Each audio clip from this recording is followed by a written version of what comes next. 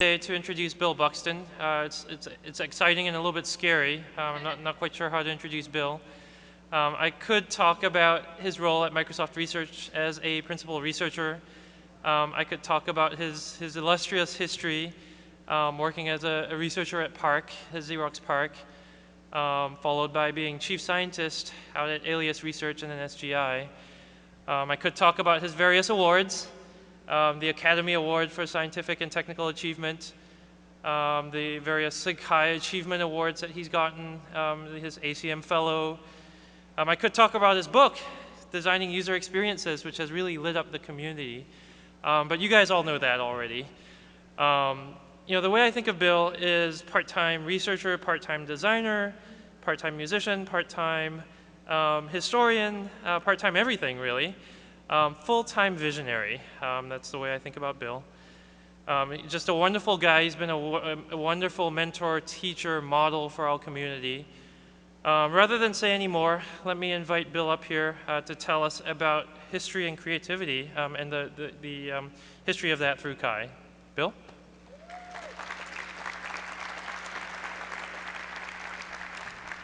Thanks, Dr.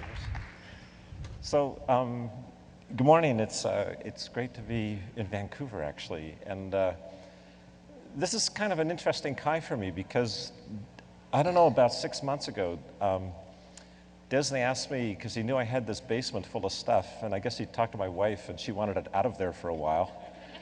And so it had actually visited part of it Vancouver before. It was part of a design exhibit at the Vancouver Art Gallery about 6 years ago of a show called Massive Change. And so we started getting serious about it, and I realized this isn't just a bunch of junk, it's actually fairly interesting. So of course I'm not a hoarder, I'm a historian. And now the thing about this is kind of interesting is that I want to tell you a story and talk about this not as a bunch of gadgets, but the geek in me just loves the gadgets. Like, let's be honest, it's very cool. But it actually has I wouldn't have brought them for that reason. And so the first thing we have to decide and make a contract is, if you're going to be here, is this just another geezer coming along saying, well, I'm 62 and I got nothing left in me for creativity, and so I'm just going to tell you kids what it was like in the old days, and you're nothing and we did it all. Or that there's something deeper here which is actually really important about where we're going. I first saw a computer in 1971. That computer had a mouse, it had two-handed input, it had color computer graphics, it had real-time sound synthesis. And in 1 week, having never seen a computer before, I composed and performed with the computer the soundtrack for a documentary film. That was in 1971. They'd had a mouse since 1968. That was my start. And a huge amount of what I'm considered having innovated on was simply trying to recreate my very first experience, and it took 20 years. But I could get back to where I started. And I was at the National Research Council of Canada. Now, the thing that became really interesting to me then was to say, wow, from my very first experience, a lot of the things we were moving towards were already there. And as I've gotten older and a little bit wiser, I started to see that there's something else going on here, and it was that wasn't the exception, that was the rule. And that everything I'd been taught about creativity and invention culturally was wrong. We live in a culture that loves heroes. We live in a culture that everybody wants to be a millionaire.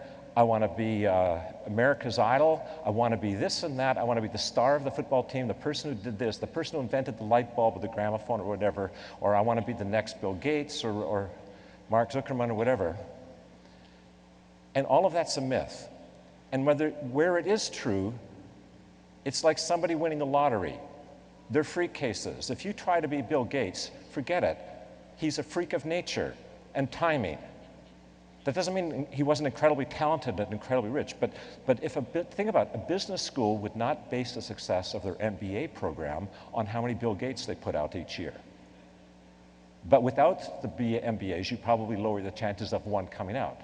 which is exactly the same thing as saying in the 17th century, what was there for music was sort of like in Canada we have for minor hockey today.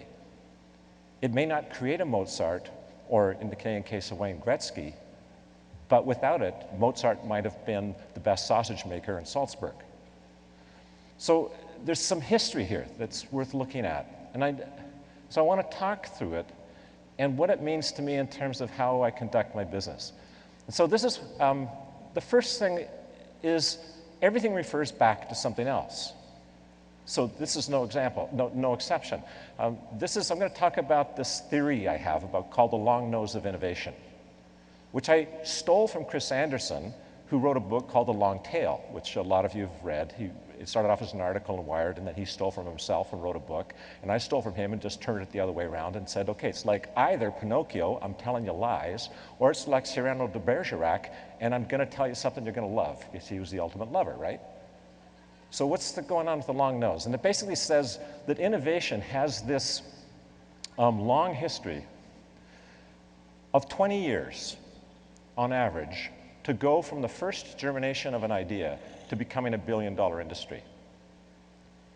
Now, already I've told you something that is really, really, really important, and that is anything that's going to become a billion-dollar industry in the next 10 years, statistically speaking, is already 10 years old.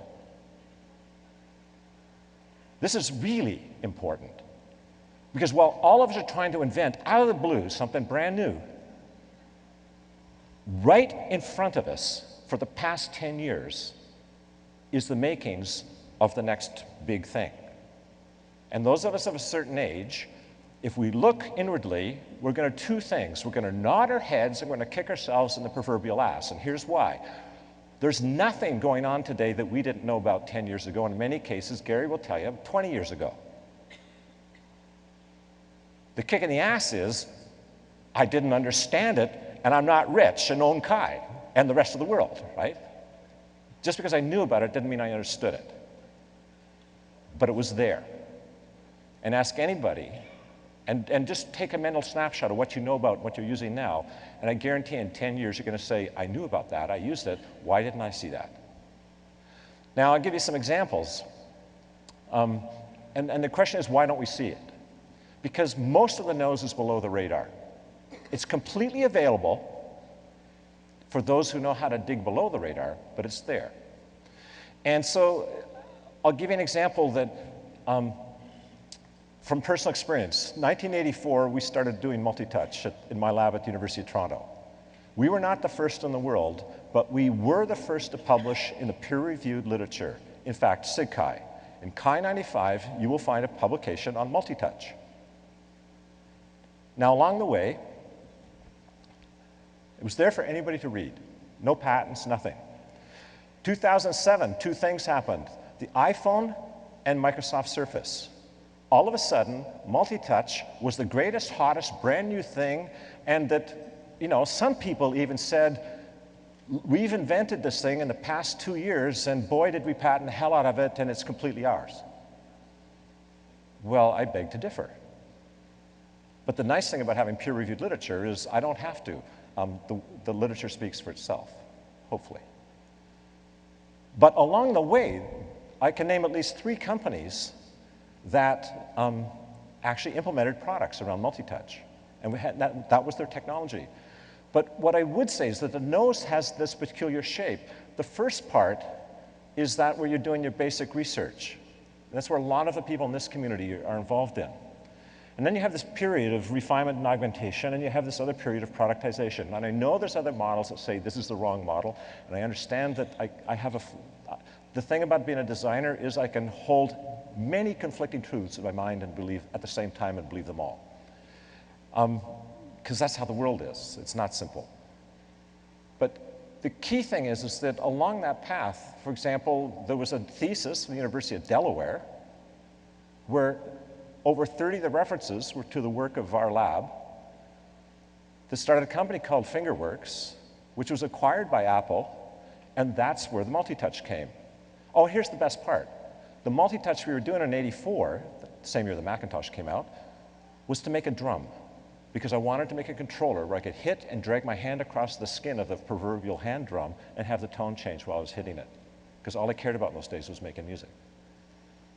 But that's where it came. But it's been there all the time.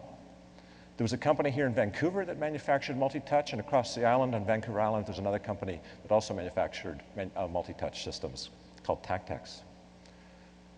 But we don't have to stay there. Pretty interesting technology. A few years ago, most of you in the room remember when inline blades came out. Fantastic new invention, great new business. Great, right? Yeah. Look how long the nose was. It was more than 20 years, shall we say. It was in the Netherlands, which is kind of interesting, where this is. What I really want to know is, in 1819, what were they rollerblading on? Dirt roads? But it's interesting, right? And if you think about it, even something like the mouse, Bill English built the first one in around 63, late 63. But that's the normal date given to the mouse being invention is 64, 65. But let's not quibble over a year or two. Let's say it's 65. The big demo came out in 67, was it 68, I think? 68?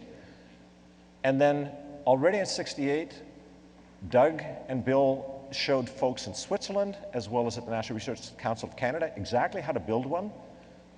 I saw one and used one in 71 that was a direct result of that transfer, because both the Swiss folks and the folks from Ottawa were at the big demo. Xerox PARC got it in 72. Everybody knew about it in the community already by then. Star in 83. 82. Macintosh in 84, and it wasn't until Windows 95, 30 years after the mouse came out, that everybody used a mouse, and how could you not have one? But I have to tell you, every single person who saw it from the beginning knew it was the right thing to do. And it still took 30 years for a completely obvious idea.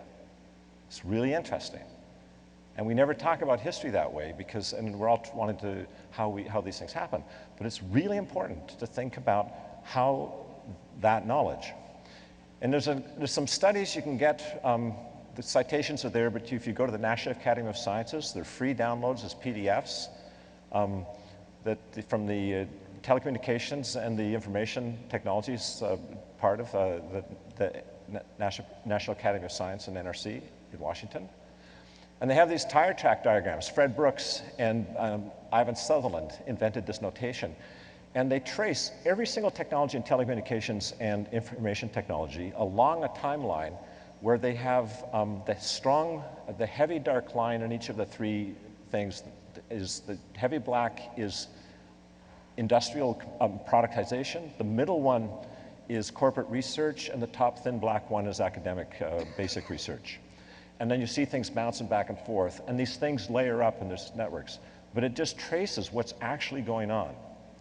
And my sense is in the so-called information revolution, what passes for information is just noise. And the information's there, but it's not information until it can serve informed decision-making and guidance.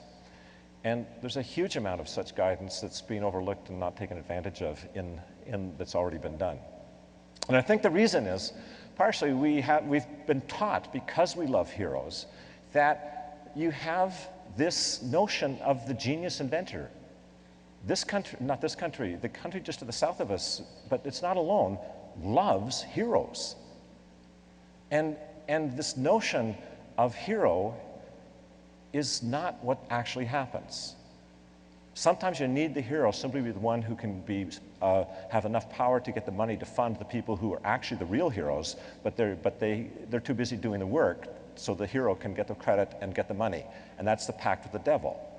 And I would put myself in that. In many of the cases, I get the credit and the visibility for the works that my teams do, but I make it so they don't have to do that stuff, so they can actually do what they want to do. But anybody who believes that they're the hero is just delusional or dishonest. So the alchemy method, you can't make gold out of nothing. We know that. But the traditional model, how we think about it, we teach kids about inventions, and Edison, who had great lawyers and was a great talent scout, but a mediocre inventor, in my opinion, you can't do alchemy. If you believe the long nose, it's far more about prospecting, mining, which means you have to find the gold. You have to know how to look for it. You need the right tools. You have to go to the right locations. You need the right education. And then you have to know how to extract it economically. And then you have to, by building a mine and how to operate that, including the business skills, the technological skills, as well as the other creative skills, you need to know how to refine it. And after you've refined the gold and you've got these gold nuggets, these gold bars, the best of us, the best that we can collectively aspire to, is to go to the next level of this little metaphor of being goldsmiths so we can turn the gold into something worth more than its weight in gold. And if you look at the great successes, statistically speaking, and again, there's these 4% outliers on each end of the distribution, but the vast majority is where this is the kind of process that actually goes on. And if we try to take the short circuit, the short path, it's like trying to write a perfect code the first time, as if you knew what you're doing when you started. So if this is all the case, and the great things are out in front, and by the way, I'll just put it to you this way. When you go to the collection, I'll show you some stuff now, but when you go to the collection, if there was one thing you carry out of it, it's this: a complete conviction that the only thing holding us back from reaching our true potential is our imagination, that it is not technology. Because you're going to see things that were done 20, 30 years ago that I could still get Rick Rashid to fund as a research project if I didn't tell him that I had it from 1984. And I want to say this in a really important thing. When I say dates, and every one of us should start learning what the power of 2 is to a high number, like say 17, which is 17 Moore's laws ago. That's what 1984 was 17 Moore's laws ago.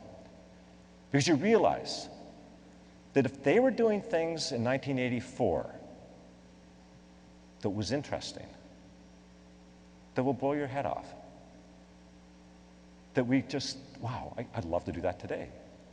They were doing it with something which today, the chip of the same size would have over 130,000 times the compute power on the same size chip for the same price. That's what they did it with. Now, I might even put my money where my mouth is. I have a wristwatch. Actually, I own 3 of these. This is called the Casio AT550. Now, you might have to believe me on this, but if I push this button and get the calculator, I'm going to just do a 1, and it got a 1 on the screen. You won't be able to see it, but if somebody wants to be up here to verify that I'm not lying, or you can just, I'm going to draw 7 on the screen, and I've now got a 7.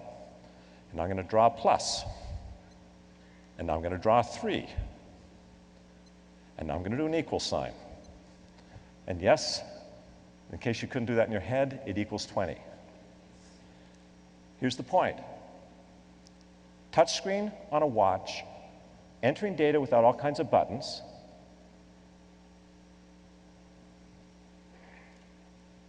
on a watch that sold for $99.95 in 1984. This watch came out the same year the Macintosh was released. And the reason I wear this watch, and the reason I have 3 of them, is to remind me, well, we're all getting so excited about these glorious new things like our iPhones and our fancy smartphones and things, and MP3 players. Instead of being impressed with that stuff, I just look at this and I say, no, don't be impressed. The question is, what the hell have we been doing for the last 25 years? In terms of why haven't we met the potential that this proved? But I'm going to go even further with this one example as to why this stuff's important and why we need to know more about it. And it's this. What's going on today? When you have, what are the hottest things? Twitter.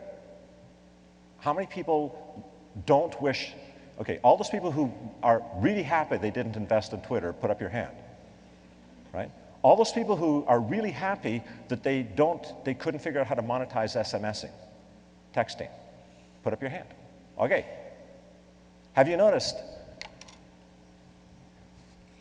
You got your hand held, and now I'm tweeting. It's really good. I'm just down like this, 2 hands, eyes, everything like that. With all our really clever, smart technologies, guess what?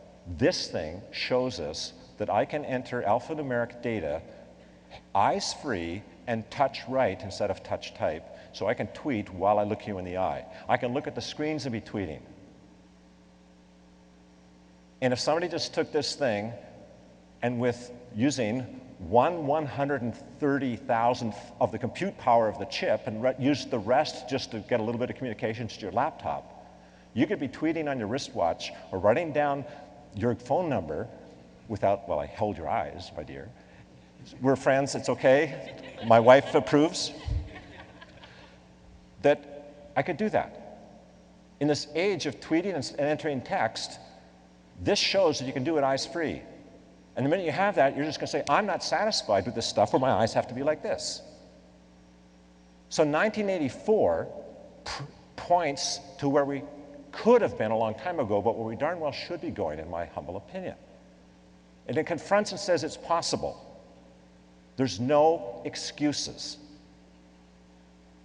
And that's a healthy thing, because it all comes down to where you set the bar. I had a talk with Steve Ballmer about some of this stuff. I'm not going to say any corporate secrets, but here's the thing. I know he's interested in sports. In the '68 Olympics, Fosbury transformed the high jump. Dick Fosbury, and in Mexico, he won the gold medal by a mile, because he figured out if he twisted and did it differently, he'd still be within the rules, and he just completely transformed the field. Anybody else could have done it. He just saw a different way of doing things. And we need these types of models. We need to step outside of ourselves and not just look at the history of our own narrow discipline, but at these larger things and bring that to inform the decisions we make in our field. And this comes back to this notion of this great quote from Proust. This is right. What did you learn today? Hey, Mommy, I came to Kai, and I paid $2,000, and I found out that 17 plus 3 equals 20, and I heard somebody talk about Marcel Proust. Good start. Okay, but it is true. The only true voyage of discovery isn't to go to new places. That means you don't have to go to new technologies. It's see what's there with other eyes. That doesn't mean stop doing technology. It just says you don't have to wait for the future to do great stuff. And the proof is in the pudding. Now, one of the things that comes out of this I think is really important is, when I think about this stuff, is that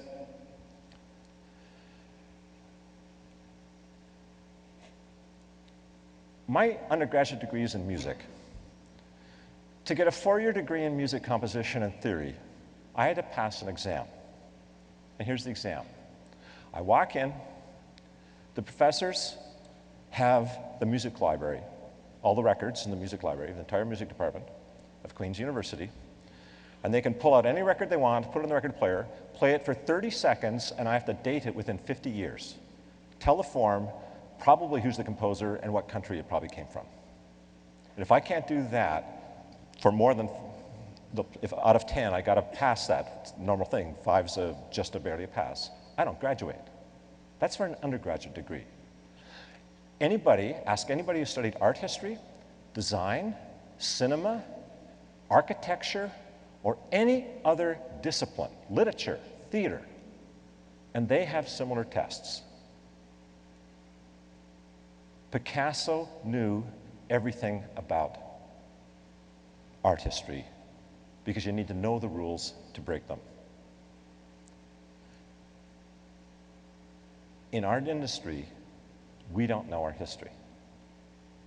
I'm just curious how many people, honestly speaking, how many people knew about this watch before I showed it to you? Now, given how important touch is, not just in litigation, those of you who do expert witness stuff, but for the rest of us, that's really interesting. We're going to have another conversation about this because I found somebody today that was really interesting. But what I really want to say about this is the digital technologies that we're working with are cultural artifacts. And we'll come to that in a moment. I'll go in this deeper. But I want to lead into it. I want to go through an exercise. This is just a review I pulled out of the newspaper about a book review, okay? You can pick any credible newspaper, pull out the book review, and I just pulled this out, and there's you notice it's got all these references back to the culture. It's placing the book in the social, cultural, political history, and stuff like that. So what I want to do is review, since we're in Canada, Margaret Atwood's our sort of star writer. I'm going to write a review of this Margaret Atwood novel for the Globe and Mail, which is our New York Times, if you want to put it that way, or Le Monde, or the Times of London. And here's how it's going to go. It's a book. It has a fantastic cover. It's hard, it really protects the pages. It opens up easily. It holds the pages in place. The binding is attached to the cover really well, so not only do the pages not fall out from each other, they are stuck to the binding, so they're really protected. There's a high luminance contrast between the paper, the white of the paper, and the black of the ink, making it easy to read and discriminate, even in dim light conditions. Nice 12-point serifed font. The search algorithms are outstanding. Every page is numbered, and within the page there's paragraphs, and even within the paragraphs the words are separated, sometimes by punctuation to help put them together. There's chapter headings, and with all of that, at the beginning there's this table of contents that lets you find anything in the larger structures fairly quickly, and furthermore, and it's standardized with like all of my other books, so it's meeting the graphical interface standards of the day, and at the back there's a thing called an index. Actually, they're not in most books anymore, unfortunately, which is weird because they're much easier to make, but anyhow, this one has an index, so I can find it on a word basis, get through this thing, and by the way, there's a story. I just paraphrased if you did a deconstruction of almost every technology review, the literary style that we write about technology. And I want you to contrast that with how we write about any of the other cultural artifacts that are important in our society. You cannot be taken seriously as a cultural critic of anything that's relevant to our society without placing it in every sense in context, socially, culturally, economically, politically, aesthetically, and relating it to other disciplines. We don't do that, and here's the kicker. If you ask people, music, theater, art, dance, cinema, digital technology, which is the one that's had the most impact in your life, in your society, in your country over the last 20 years? 99.999% are going to say digital technology. Say the same thing. For the next 10 or 15 years, what do you think is going to affect the quality of life and everything like that in your culture and society? It's going to be the same answer.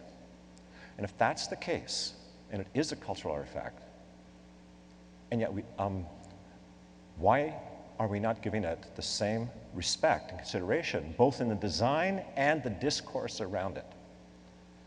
And one of the things I want to say here is not only will knowing the history help us understand how it'll enable us to realize we can do better and how to do better, but this third aspect says, and how in saying doing better, we realize that that's a value judgment, which involves ethics and all other kinds of value. And in order to deal with better, we need to have some anchors in terms of history. I'd say this simply, it's really hard to extrapolate from a point. If I've got the past and the present, it may not be a straight line, but I now have a point from which I can orient myself to better navigate wherever I want to go. And I think that this is a deeper part of what we're talking about here. So, What's changed? The common view, if you talk about technology, is that basically over the last years, oh yeah, I mean, you just do this. Do this at a next cocktail party. Just especially if you're shy, you know, it's a good way to meet people. You know, I heard this idiot, saying that nothing's changed really in technology and over the last, since '84. They say that's nonsense. Okay, what's changed? Almost every case you can get the following answer in the following order: smaller, faster, cheaper. It'll get fuzzier as you go along, more of them, connectivity. And finally, somebody might say input-output. My view is that list is in exactly the wrong order in terms of the importance and impact on people, society, and everything. And this has always been my case. And the people who know me well have heard me say this and use that slide over and over and over again. If you want to know why the collection is about input-output devices, it's because I believe this deeply.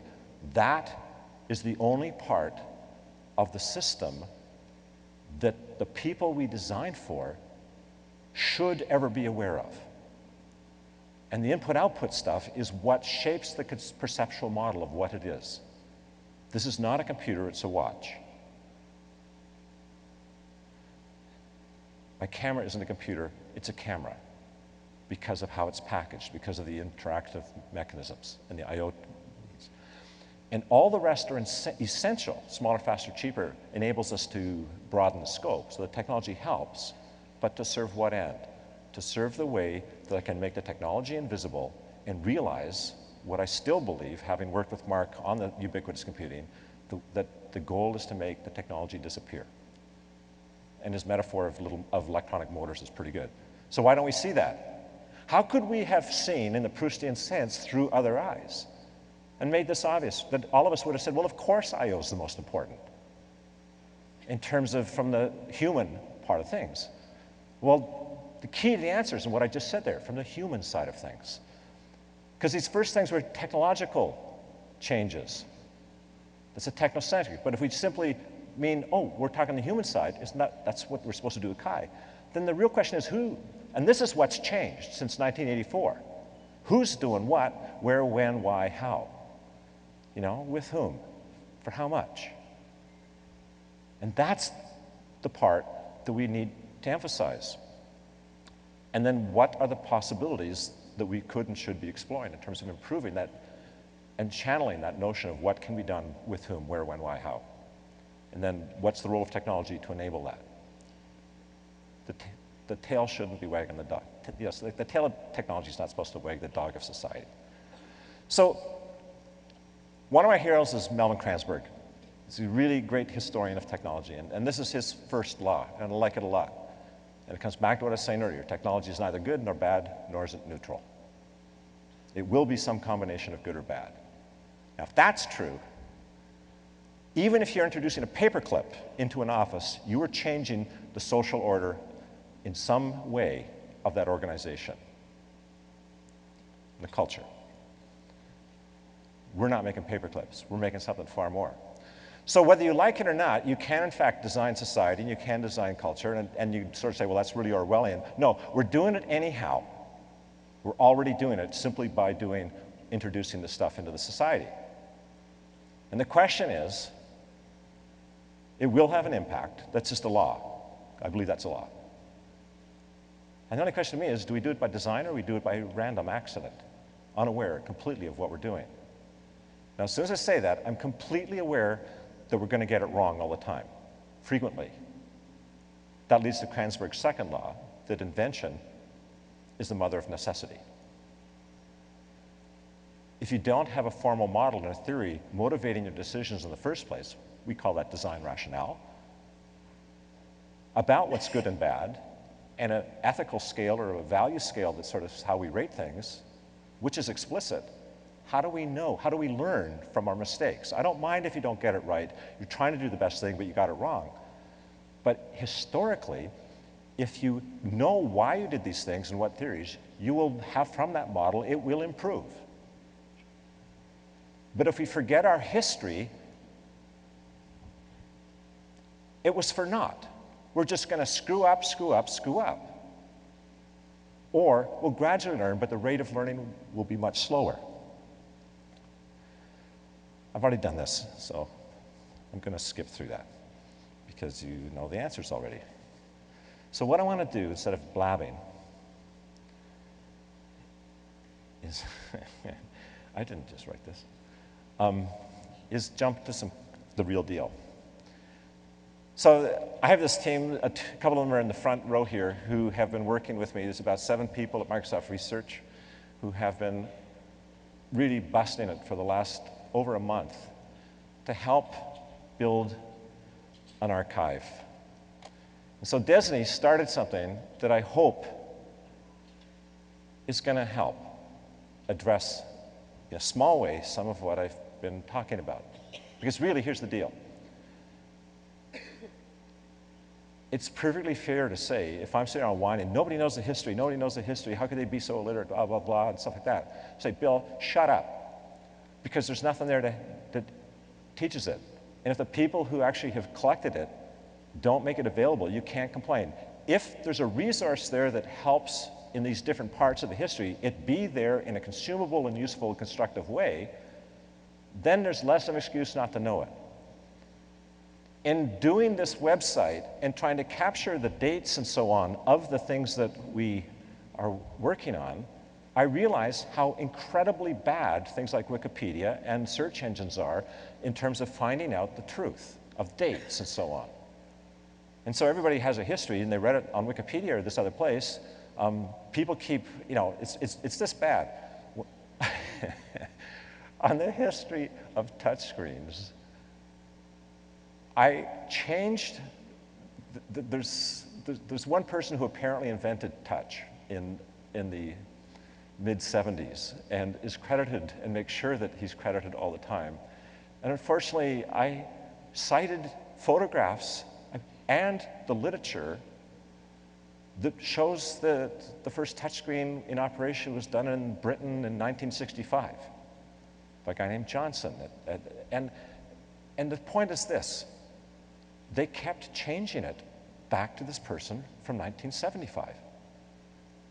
And when I said, what the hell are you doing? Because I found out who was done doing it. He says, well, you're using primary references. And that's against the rules of Wikipedia. You're not allowed to. It has to be. And I said, but that's hearsay. I said, that's all we take.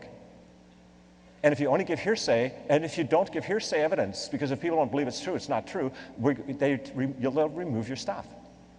This is what I encountered as I was putting this stuff together. And so I was talking to Richard Harper at breakfast. He says, well, how could you have been working 12 hours a day for the last 6 weeks on this stuff? And that's the kind of crap why? I'm trying to find out, and in the process of finding out, I realized this is what everybody else trying to find this out, even if they're really well-intentioned, have to go through, and they may not have quite the patience or the background in the scholarship side. So here's the deal. This is a work in progress. The collection right now has about 250 things that we've documented. It's already grown by a dozen things since yesterday, but we haven't added them yet. Yeah, the other things came through too. And this is something called Pivot Viewer. And this is basically an image of everything, but I can just, pick that, and there it is. And for every device in this thing, the network's slow, so it will res up much more quickly. But this is a fairly high-resolution image. There's stuff here. It'll tell you what the device is. It'll tell you the type by type. It'll tell you the year it was done. And there's more stuff here if you go, so you can, let's do that just for fun. And it'll pull up a page that eventually, for all of this stuff, we've scanned the documentation, the user's manuals, all that sort of, and all the information I've collected over the years, brochures from these products, so you can get a sense of that type of things, in some cases clippings and so on. And we're just trying to build an archive with a lot of the material that helps bring us, oh, it's really grinding, it's really slow. That was a bad idea. And I'll just keep talking and pretend it's not happening. This is all part of the plan. I come from Canada, and it snows here really a lot, and I just thought I'd have some landscape photographs while we're between the pages here. But the thing is that we've captured this stuff, and what Pivot lets you do, really, really rapidly. All right. Oh, my network's theirs. That's where it is. Okay. We're going to change networks, kids, and it's going to be great. And it's going to be worth the wait. Hide the characters.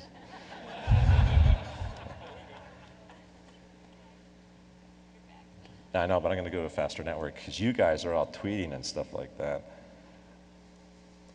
I feel like Steve Jobs.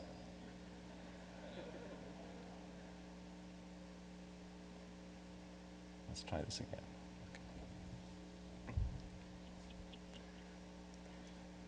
God, give me a break.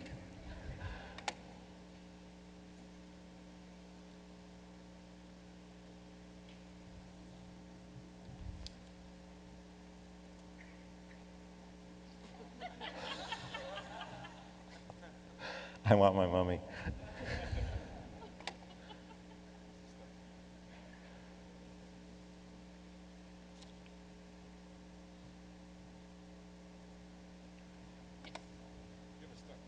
Yeah. Yeah, I know. Thank you, Saul Greenberg. We'll try one more time here.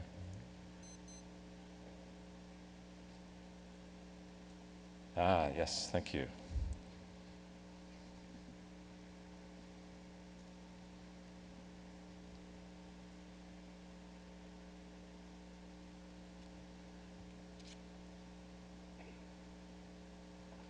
So let's see if this works. Yes. So I just selected mice, and it'll pull up all the mice. And I can come in and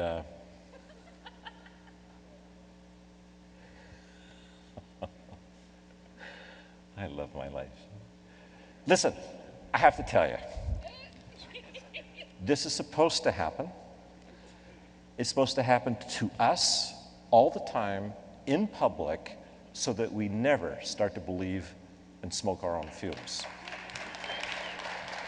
So we never overpromise, and we realize when we're talking about all these fancy-dancy things, fundamentals like this don't work. And I'm perfectly happy for this to be happening to me because you can be damn sure I'm going to be that more aggressive about doing what I can to fix it. And if you don't use your own stuff, it's never going to change.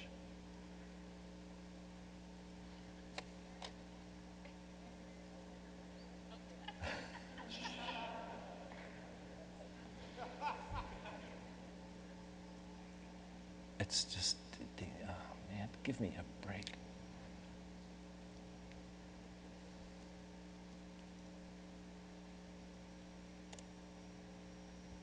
And it's going,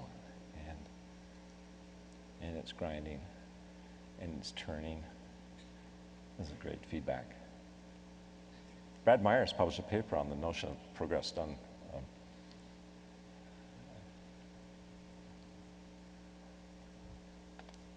I think we might go back to the old net and see if it works.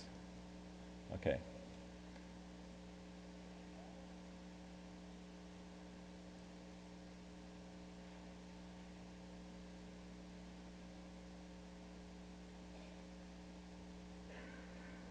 Okay, look, I'm not going to do this. The main thing here is it does exist. It does work. It is going to get more stuff added to it as we go along. This is just our start. We're committed to that, and we're committed to that because we believe this stuff's important, and because we believe that everybody in the community, it's important to all of us. Why would Microsoft be spending time building up these resources? Because we benefit by having better informed people, students, and giving professors the chance to have the resources that they can incorporate in their teaching so that everybody wins, and us included, because we get more informed people coming in to the industry. And even if those people go and help our competitors, that's equally good because that just pushes us all the harder. And so it helps, and because the real winners are the people who have the benefits of the products that are built from people that have this little piece of things that are slightly better informed. Now, I think is important here as you go through. I'm going to walk you through some things verbally that you can try upstairs. So first of all, the pivot viewer is upstairs.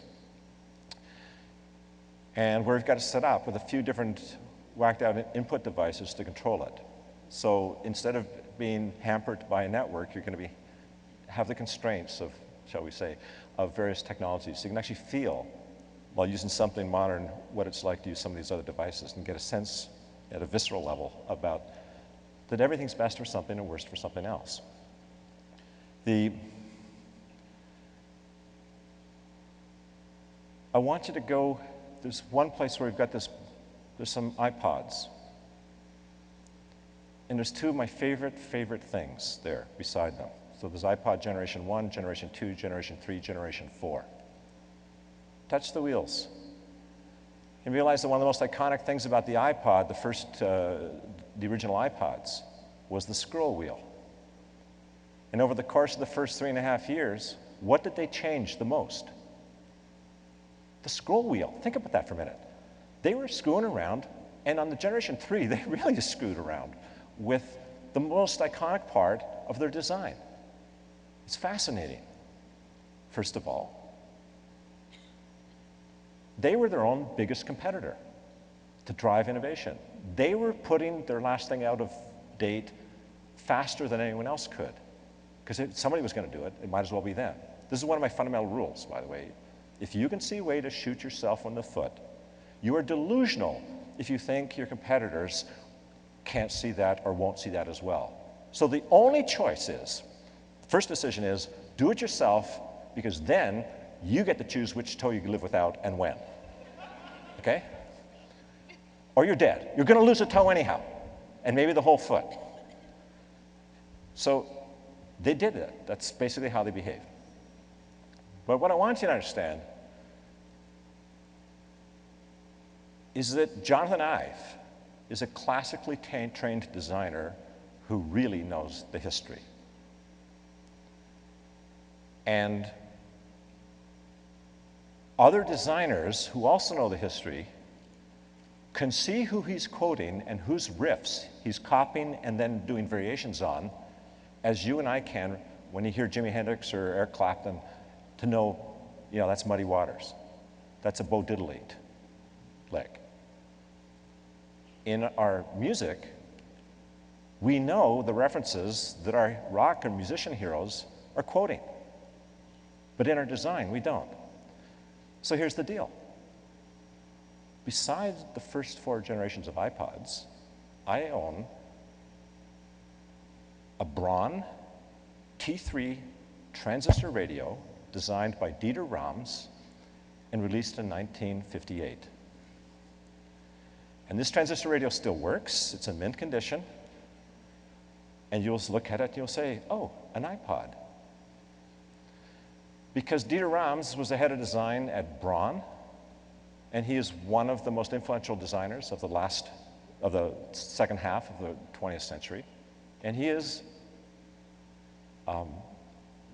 Jonathan Ive's biggest hero. And by the way, Dieter Rams says that Jonathan is his biggest hero. There's a nice little film called Objectified, if you want to watch that. The key thing is the form of the scroll wheel and the form of the display, the form factors, the curves, the proportions are all there in 1958. See for yourself. If you look at the iPod mini, when it came out, I don't have any iPod minis, but you can look at my website. Actually, I'll figure out how to put things that aren't in the collection but are on the website. You'll find they had this problem to have, by the way, if you're wondering why I'm talking about Apple, because I think Jonathan Ives is one of the most influential designers of this century. I think he's an outstanding designer, and he's a competitor, and therefore if I speak about him positively, they will give more credibility than if I speak about the designs from people at Microsoft. Because this transcends companies. But I'm trying to make a point here. When he did the iPod mini, the point there was to appeal to women and to move it to a different demographic to expand the market. So the way he took this white thing, he made it smaller and released it simultaneously in 5 colors. Doing so was a direct quote to what Walter Dorwin Teague did when Kodak hired him in 1929 to take a black camera called the vest jacket camera and make it appeal to women. And what he did is he put it in nice boxes with satin-colored, solid-colored satin things, and released it simultaneously in 5 different colors, and it was called the Kodak Vanity Camera. Oh, yeah, 5 colors, that's pretty interesting. Oh, they were the same 5 colors. Now, if you went to computer science school, you're absolutely excused for not knowing that. Anybody who went to an industrial design school saw that and knew that immediately. And I have a friend who was actually from this community who used to be head of research at Tektronix, who happens to collect antique cameras the same way I collect this. And so he gave me photographs. And so I have a photograph of the 5 cameras juxtaposed. And you can find it on one of my Business Week columns there. It's just an important point.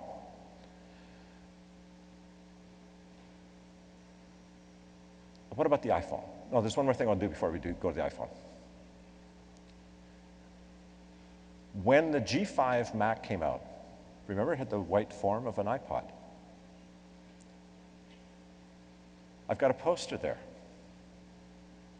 It says, the tagline was this: from the company that created the iPod. Think about this a minute. Apple Computer, been selling computers since 1977, the Apple II came out.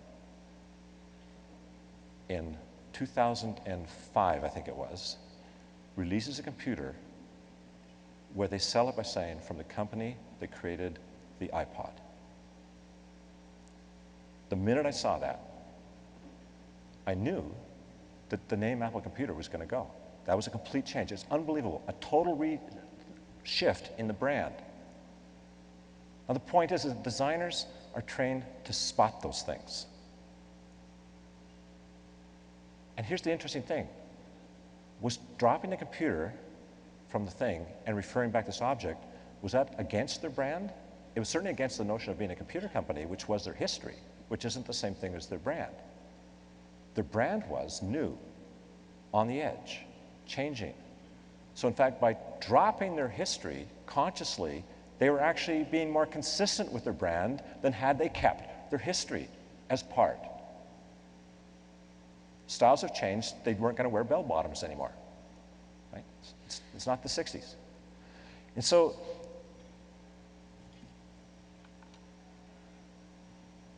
they did this thing called the iPhone. Now, if you've done your homework, you'll know that Jonathan Ive joined Apple back in 1995 when John Sculley was president. I think it was 95. I might be slightly off by a year or two, but John Sculley was president then. He was there throughout the entire decline of Apple. Apple was going to go broke. Turned around. He worked on the second generation of the Newton. That's how long he was there. He was working on the Newton.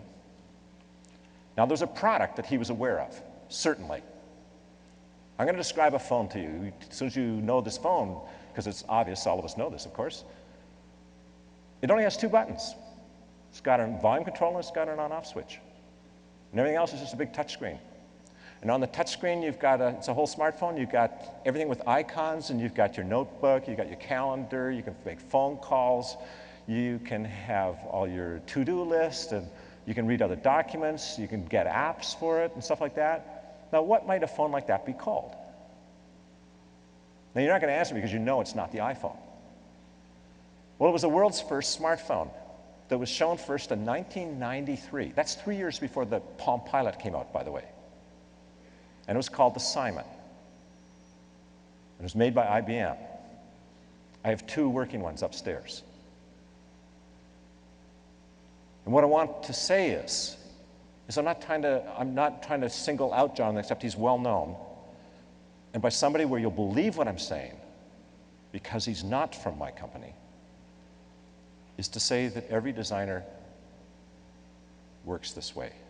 He's quoting his heroes, the things he respects, and giving a new twist to it, because that's what music, art, theater, dance, painting, cinema, architecture, etc., have always done, as opposed to doing alchemy and just inventing the iPhone out of the blue. And those who are trained in the art recognize that and recognize the sources. And those who want to innovate and teach innovation, we need to have those models available as examples for our students as well as ourselves, so that we make sure they understand what the nature of the process is. And my view is this: if it's okay for Jonathan Ive not to be 100% original, you know, damn it, it's good enough for me. And it should be good enough for anyone in this room, or anyone in this country, or anyone in this continent. And every once in a while, there'll be an outlier, a Bill Gates or a Wayne Gretzky, who does something on their own. I can't explain it. I admire it. I'm held in wonder by it, but I'm not going to invest in it. Because, you know, you could sell your house and all your stuff and take your 401k, or is what we call here your RSP, and put it and buy a lottery ticket. And if you win, that was the smartest investment strategy, the fastest gain in terms of percentage points on your savings. Your retirement plan is set. But that's called gambling. That's not called investment. And I want to invest in the future. I want to invest in our students. And the only way I know how to do that is by doing the proper kind of analysis about what is actually happening. How do the best designers work? And they work like musicians. And they work like Jonathan. They work like me.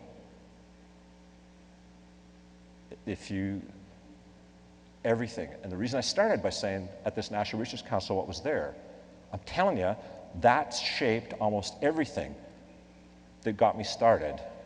And then I met Ron Becker, and then the experience from what was going on with the TX2 and that, I started to draw on that. It was creative theft all the way along. I don't think I've ever had an original idea. I've just worked around smart people that taught me stuff through experience that I could then consolidate. And that's the process. And that's not the process we teach. And what we've tried to do here is build a resource that makes that possible, or easier, or just helps fill in the gaps. And that, I think at this point, I'm happy, we've got some time if you want to ask any questions. I'm not sure, I didn't say anything probably that's so much a question, but if you want to have a conversation about any of this stuff, or you want to ask me about what else is here and so on. My goal with this stuff is to actually, we're going to keep building the website, we're going to keep adding. Of all these dead computers, most of them work, some of them don't. If anybody's really good at making things work again, I'd be happy to loan them to you. You can bring them up and then photograph, and then I want to make videotapes of the actual workings of these machines before they're completely, you know, they've gone dead and will never to be lost forever. But we're committed to putting videos on this. And photographing. We're committed to keep adding to the collection. If anybody has a Xerox Star 8010 mouse, the optical mouse that used the paper thing, please donate it to me. I promise we're going to give the collection away, no, I won't put it that way. I don't want this stuff in my basement. Let me put that a different way. I want to stay married. So I'd like to find a home.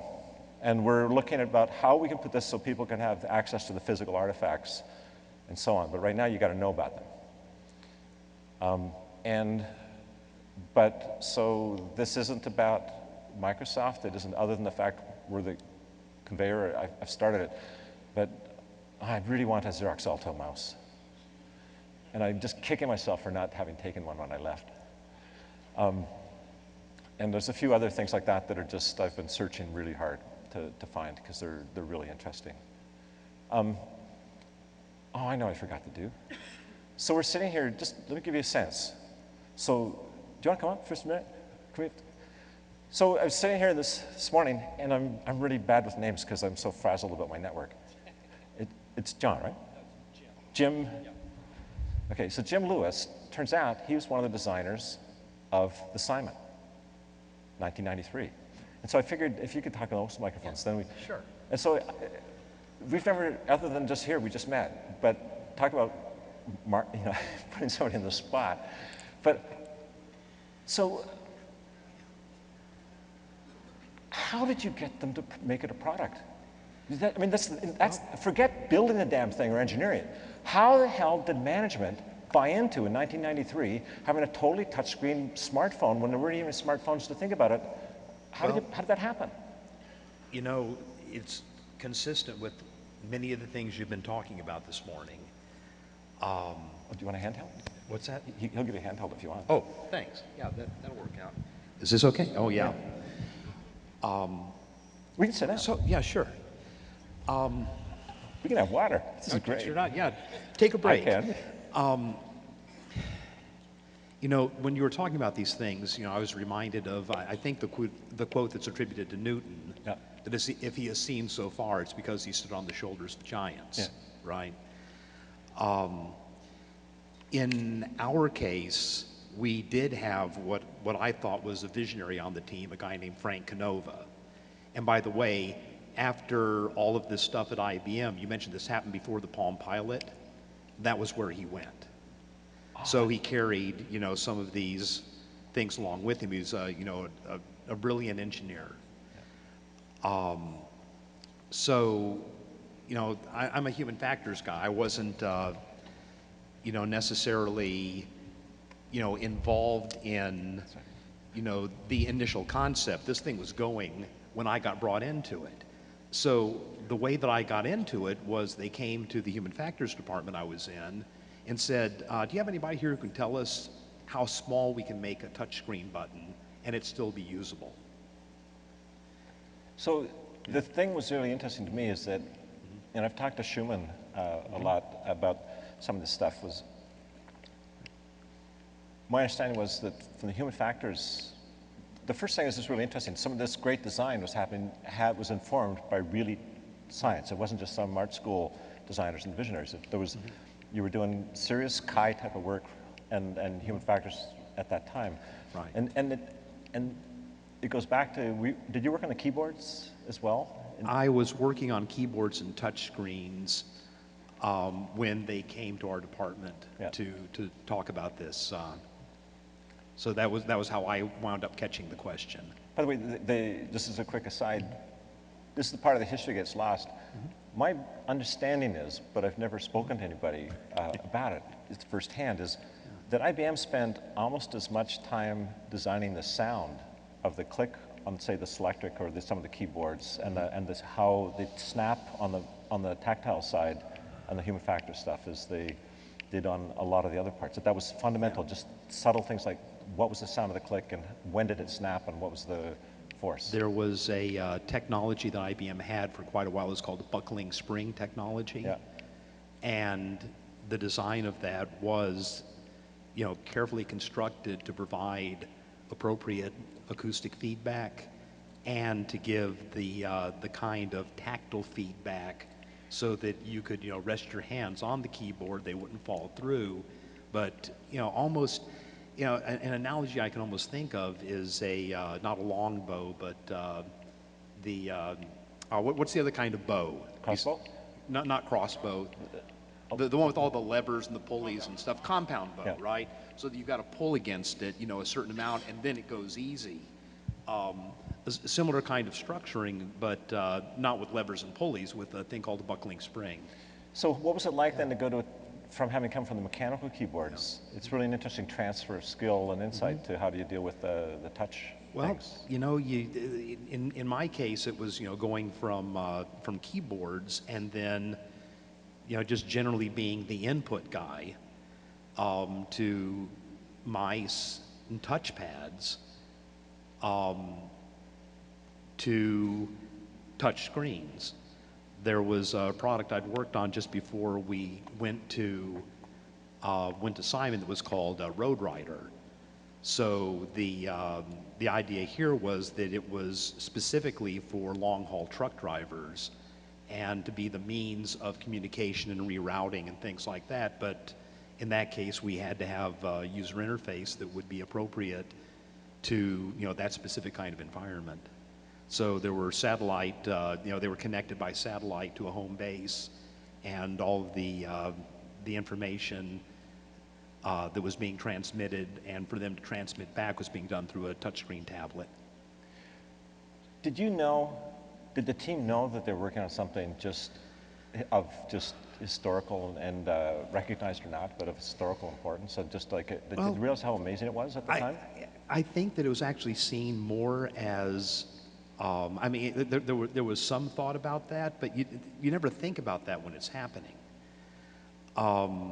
It was more of looking at this as being a blend of the cellular telephony, which was coming along. We were looking at the Simon. I mean, not the Simon. We were looking at the Newton. Yeah. You know, as far as its touchscreen and user interface characteristics. There were some other devices, one by HP that was a, you know, a calendar and to-do list and things like that. So that, you know, one of the activities that we went through was to do usability testing with, you know, develop our scenarios of use to, you know, run people through the various kinds of tasks that we thought we were moving towards with these different devices to try to understand their weaknesses and strengths. And so that's probably why you decidedly, maybe Doonesbury convinced you that not to put script or character recognition. It was both Doonesbury and our own testing. Yeah. For those who are not familiar with the reference, people know about Doonesbury and the Newton. I actually think that Doonesbury may have had a lot to do with the eventual, you know, fall of the Newton, but we're running on time? Yeah. Okay. Yeah. Are we running out of time? We actually do have a couple of minutes. I was wondering if you guys would take sure. some questions Open from up, the yes. audience, perhaps. Go.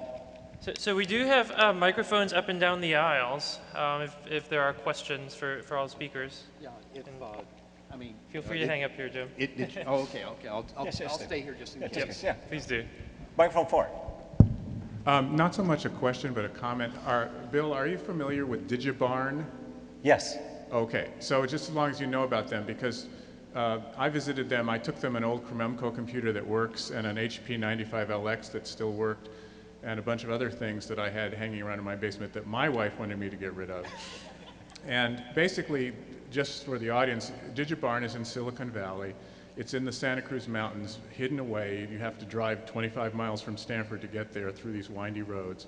And it's this guy who's basically a hoarder of computer equipment who has made peace with his wife, and he's constructed a separate barn for that purpose.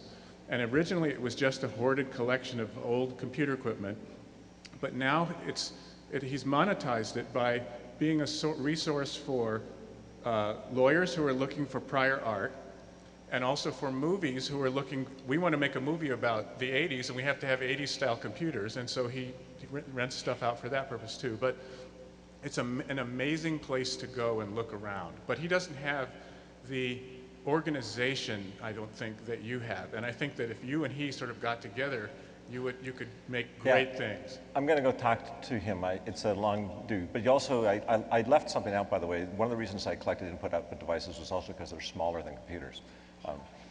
So yeah, Digibarn, there's another thing called oldmouse.com that's got a really lot of good information too. Yeah. Hi, I'm David Greer, and for the purpose of this talk, I'm the former editor of the Annals of the History of Computing, which, for a shameless plug, is available on Project Muse or the IEEE Digital Library.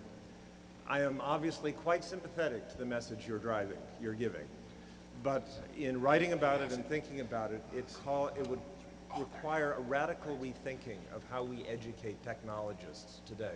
Because right now, everyone in this room had an education that drew a little circle around them so they could focus on a problem, solve the problem, and be done. Yeah. Talking about it's not going to change it. What do you think will? I think I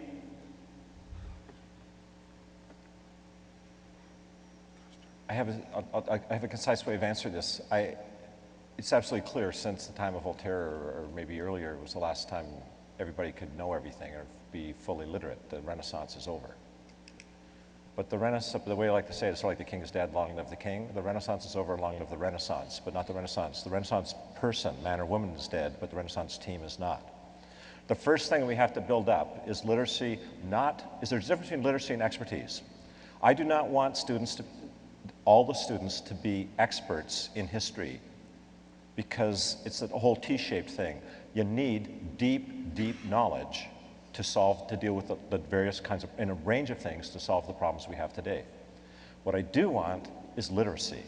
the narrow thing, so that we respect and understand the importance of the history, and so we make sure that within our community, the immediate team, we have at least that expertise represented.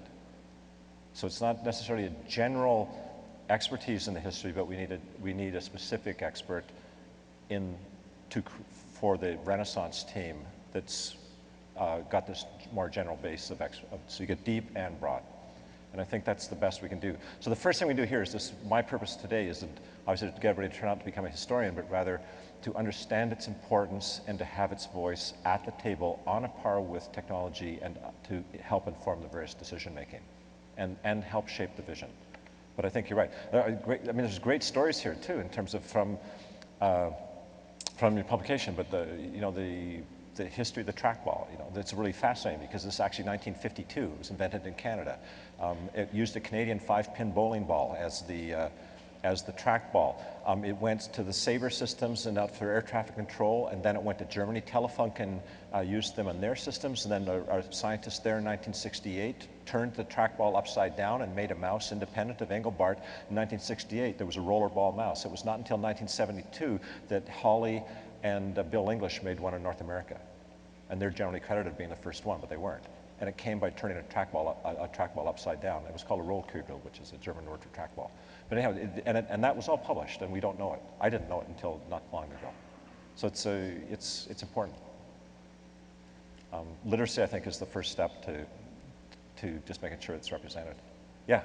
So I'm really glad you found your AT550. I was actually keeping my eyes peeled for one for you. Yeah, thanks. So my question is, I was wondering how related work sections in our papers serve a similar or different purpose. Like, do you think they are insufficient, and how can they be improved? I think the major thing in our papers in our community is that we have deep knowledge of, and I'm going to credit this to my buddy Saul Greenberg, who said this more clearly than I had my thinking. We have deep knowledge about the published literature and the peer-reviewed literature. It's rare to cite the patent literature in CHI papers, and it's always considered somewhat dubious, and it's almost never have I seen a product cited in the peer-reviewed literature as a citation. And we don't have as much knowledge about things that were in products. For example, in my own case, the swipe thing, when you have photographs and you go swipe like that, we built a product called the Portfolio Wallet Alias that had that in 1998 or 1999. But we didn't publish it. It didn't seem important enough to publish just doing that, but apparently in terms of the legal profession, it was. But there's this other part where we need to bring in, we were doing those things, they were actually generalizations of marking menus. And so this notion that you can have swipes of different directions, invoke different commands being something other than just marking menus or radio menus that don't leave a track everybody in this community knows that's all it is. So it's hard. I think we need to look more closely at, for those of us who are reviewers, we should accept products citations as well as patents, and those of us who are authors, we should start to include more of them and actually use that in scanning the literature. Graffiti on the Palm Pilot goes back to a slave of Cicero named Marcus Turelius in 63 AD, who invented a shorthand single-stroke notation called Note Tirone. It was used to record the minutes of the Roman Senate and was common use up until the 11th century when it was banned as the instrument of the devil by the Pope. But the Patent Office didn't know about the minutes of the Roman Senate when the Xerox and Palm were having this dispute over the graffiti, which cost $30 million about on each side in that case, on something that was patently obvious if you knew the history. Yeah. So let's do one more. Yeah. I really enjoyed your talk. The question is to do with the speed of evolution, rather. I mean, when we talk about literacy, and also when we look at it from the point of view of consumers, you get used to a particular technology, you throw it out, and then something new comes out. Unless you've really experienced these things, it's difficult to really keep track of history because of this evolution. How do you see it? And other than what you were doing, creating collections, what other ways are there? Thank you. That's a great way to end. It's a great question. Thank you, thank you, thank you. So, this is the deal, as I see it, is that your key word there was experience it. So I wrote this book on sketching, and I have to tell you, I'm not, actually, I won't, if there's nobody here from Morgan Kaufman, I'll say this, because I really don't want to do a second edition.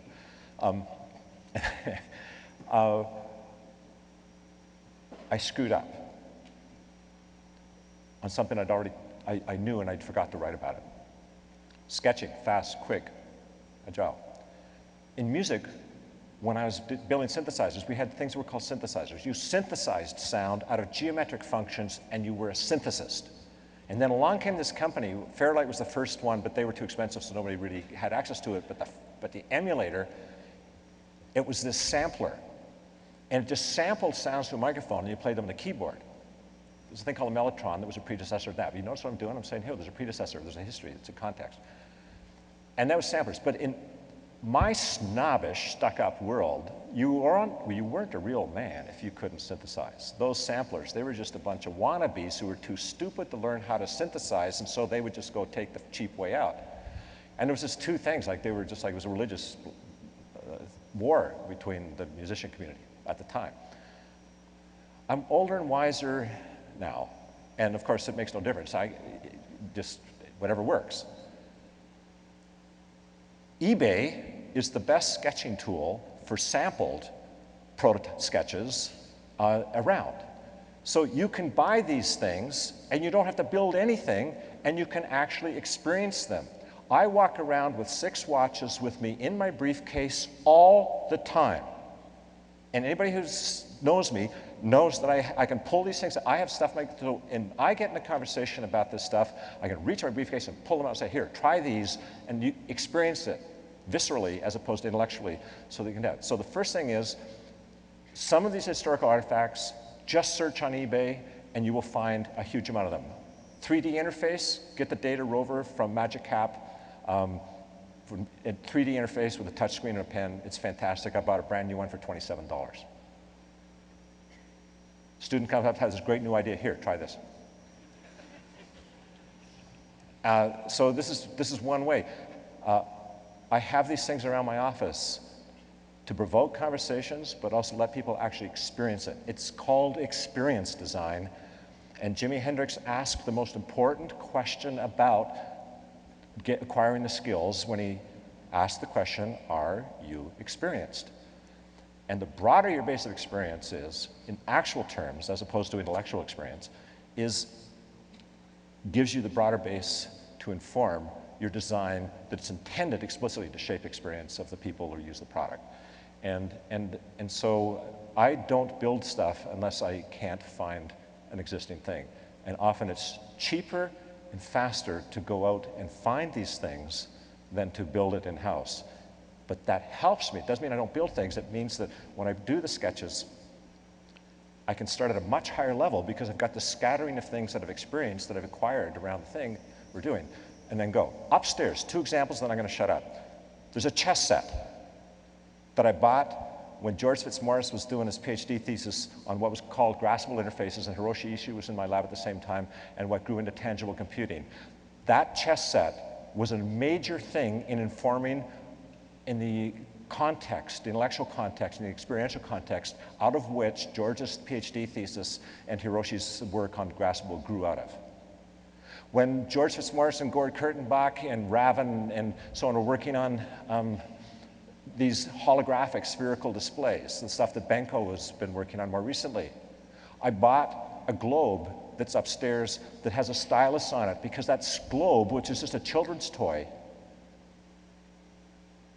is in fact answers the question, what would it be if you had a Wacom tablet that was spherical instead of flat? Oh, and by the way, what if it wasn't a tablet? What if it was a pen screen, a Cintiq that was spherical? It just happens that the Cintiq isn't dynamic. It's just got a static display. And so we could walk and realize, oh, it's really different if you can spin it, instead of just walking around this way like a hologram, that I could spin it. And that informs it. So that's the thing. You go and you collect. One of the most important things is to be a collector. And that's what you'll see in every film studio, every animation studio, every advertising studio, every graphic arts studio. every industrial design studio, the walls are covered with reference objects. Some are synthesized and some are sampled. And what I'm suggesting here is that the sampled stuff, by definition, has to come from the historical archive. And eBay is one of the greatest tools we have to help expand that. And I've taken, I gotta tell you, really full advantage of it upstairs, as I hope you will see. Thank you. I'm gonna be there nearly all through CHI when the things open. I'm happy to share my enthusiasm with you, and I hope it's contagious. Thank you very much. It's always a treat. Thanks, Bill. So room 201 later this afternoon, and for the rest of the conference, Bill will be up there with the devices most of the time. Swing by and have a great rest of the conference. And